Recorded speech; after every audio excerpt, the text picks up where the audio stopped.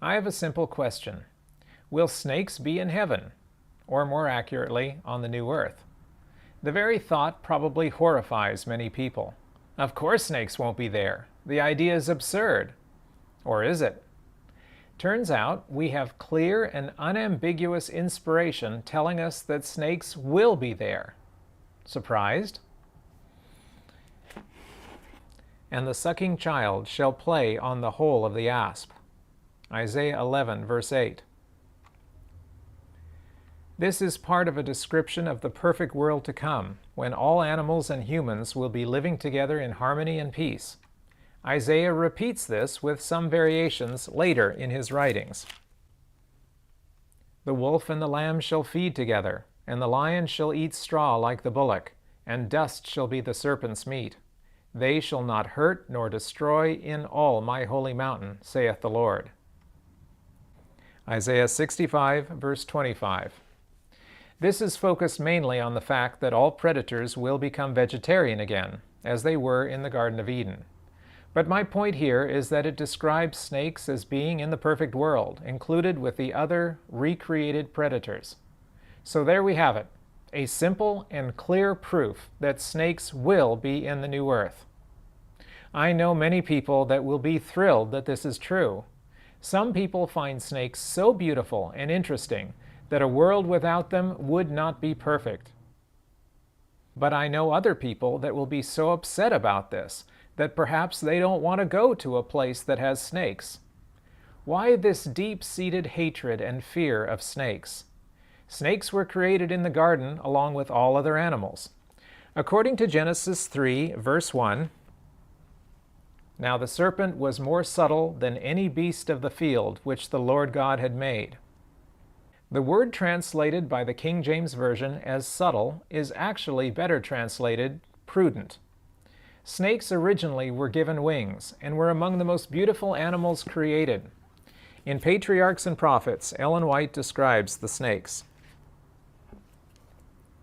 The serpent was then one of the wisest and most beautiful creatures on the earth. It had wings, and while flying through the air presented an appearance of dazzling brightness, having the color and brilliancy of burnished gold. Patriarchs and Prophets, page 53. Because of the beauty and fascination of the snake, Satan chose it as his vessel to tempt Eve. He possessed it and spoke through it, and succeeded. Adam and Eve ate the forbidden fruit and fell, and the earth was cursed. Many people today think that God cursed the snake due to some complicity on the snake's part with Satan, and therefore we should hate them too. But this is not what really happened. The snake was just an innocent animal. It was taken by force and had no awareness of Satan's plans. In order to accomplish his work unperceived, Satan chose to employ as his medium the serpent, a disguise well adapted for his purpose of deception. Patriarchs and Prophets, page 53. Note that Satan chose the snake. The snake didn't choose Satan. It is true that God made snakes crawl on their bellies, but this was only a figurative curse that was used to symbolize the results of sin. There are actually many species of lizard that also have no legs, such as the glass lizards, sand skinks, and worm lizards. There is also an entire order of amphibians that have no legs as well.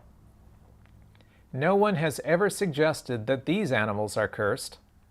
Were they hanging out in the same place in the garden when the serpent got cursed and accidentally lost their limbs as well? Did God's thunderbolt against the snake miss and do collateral damage to those other innocent animals? Of course not. God designed many different forms of life, and being legless is one of them. Changing snakes to be crawlers rather than walkers or flyers is simply a rearrangement of designs and not actually a curse. Actually, God redesigned snakes to become one of the great movement specialists. They can crawl on virtually any surface, sometimes at great speed. Many can climb trees, swim, burrow, and some can even glide through forests. The curse of snakes is just a symbol to give us an object lesson about the results of sin. But there are women who tell me that they are afraid of snakes because God put enmity between snakes and women, and there is nothing they can do about it. But that is not what Scripture says. And I will put enmity between thee and the woman, and between thy seed and her seed. It shall bruise thy head, and thou shalt bruise his heel. As can be seen from the second half of this verse, this is talking about Satan.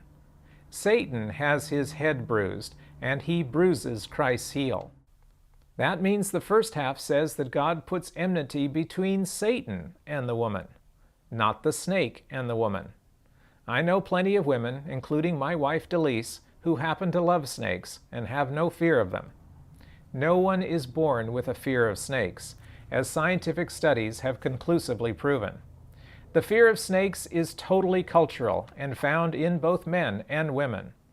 Fear of snakes is taught to children, not innate. But snakes are dangerous, aren't they? Some species are very dangerous, it is true. The most dangerous ones are found mostly in Africa and Asia, and they kill many people. Those species have to be dealt with as any dangerous species of animal. Self-defense is a valid principle of the Bible. But elsewhere, the danger is much less, and in some places, non-existent. Despite claims to the contrary, American snakes are some of the least dangerous snakes in the world. People demonize rattlesnakes and copperheads, but actually deaths from them are shockingly small. All combined, deaths from snakebite in North America average about 5 per year. So let's break this down. How does this danger relate to others that threaten all of us with mortal peril? 5 deaths from snakebite, all species of venomous snakes combined, per year. What other death rates are higher? Well, there are an average of 13 deaths per year from vending machines. I assume this is from them falling and crushing hungry people trying to access their goods, or maybe from electrocution. Whatever. That's over double the damage that snakes do. But I haven't heard about any campaign to round up and exterminate vending machines. What else? 15 people die per year from falling icicles. Ouch. Lethal dropping daggers of death. 3 times the death rate of snakebite. But it gets worse. 20 people per year die from one of the truly horrific animals of our time. Cows. Yes, you heard right. Cows. When they are placidly looking at you, are they planning mayhem? I think we should eliminate all cows from America from this point forward to prevent a loss of human life that is 4 times greater than from snakes. To close this examination of havoc and destruction, we will now look at a cause of death nearly 5 times greater than from snakebite, and that is the 24 humans, on average, that die per year from champagne corks. Oh, the humanity! Won't someone think of the children? Alert your neighbors, assemble a posse, and let's take our pitchforks and torches to every store and cellar that contains these lethal weapons of doom. Our survival is at stake thanks to the carelessness and greed of the social drunks among us. I'm being ridiculous on purpose to point out the foolishness of hating and killing snakes in a misguided attempt to protect ourselves. Snakes are vitally important to the ecosystem, and the few species that actually pose a danger are not as dangerous as wild stories and propaganda have led us to believe. In fact, they save far more lives than they take, as they eat uncountable numbers of rodents. Without them doing so, rodents would eat our food, spread disease, and cause us even more problems than they do now. Snakes are our allies, made as such by God and part of His balanced plan. One last surprising statistic. Australia is famous for its dangerous snakes, since over half the species there are from the cobra family. Their venom is highly dangerous, and a bite from them usually will lead to death. So how many deaths would you expect from this land of lethal threats? Dozens? Hundreds? Turns out, Down Under averages about 2 human deaths from snakebite per year. 2. Need I say more? The extremely lethal tiger snake I found in Victoria is representative of these many Australian snakes. She sat peacefully in the sun as we watched her, and eventually crawled calmly away. She was no threat to me, and I was no threat to her. That's the way it can work most of the time if everyone stays calm. One objection I hear way too often is that the Bible uses snakes to represent Satan, and therefore snakes are evil too. If we're going to play that game, then goats are also evil, as they are always used the same way. Lions are also a regular symbol of Satan, but then again, lions also represent Christ as well. So what do we do with that? Turns out snakes are in the same boat as lions, as they have been used to represent both Satan and Christ. Don't remember that? Desire of Ages. When the people of Israel were dying from the sting of the fiery serpents, God directed Moses to make a serpent of brass and place it on high in the midst of the congregation. Then the word was sounded throughout the encampment that all who would look upon the serpent should live. The people well knew that in itself the serpent had no power to help them. It was a symbol of Christ. Desire of Ages, page 174.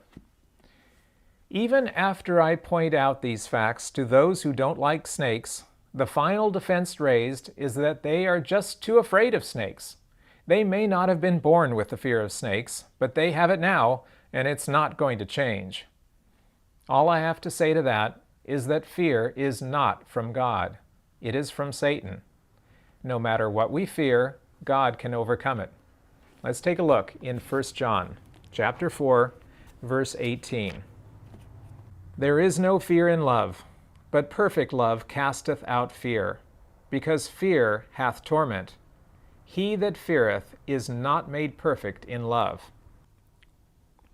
Which is more important to hang on to, a fear generated by the archenemy, or the love that God has ready to give us to replace any fear we have? You can't have both, so pick which you prefer to keep. Snakes are just an animal, like all others. They want nothing to do with humans, but will defend themselves if we bother them. Don't bother them. And more importantly, don't invest them with evil that they don't deserve. By far the majority of snake species aren't even venomous. Let me repeat that. The vast majority of snakes have absolutely no venom, and most venomous snakes are not at all aggressive. There are only a very few that are able and willing to inject venom into us. Let us focus our attention on threats that are real, such as car crashes, smoking, and hamburgers. A last quotation should put all of this in perspective, again from the Desire of Ages. It was He, Christ, that filled the earth with beauty, and the air with song.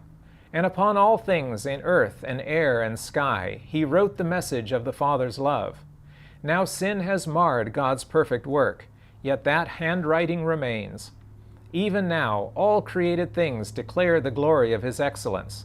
There is nothing save the selfish heart of man that lives unto itself. No bird that cleaves the air, no animal that moves upon the ground, but ministers to some other life. Desire of Ages, page 20. No animal that moves upon the ground but ministers to some other life includes snakes. This is the testimony of inspiration. We can be glad that snakes will be in the new earth, since they are a wonderful and unusual facet of creation. Will they have wings again? Who knows? I'm just happy that they will be part of the celebration.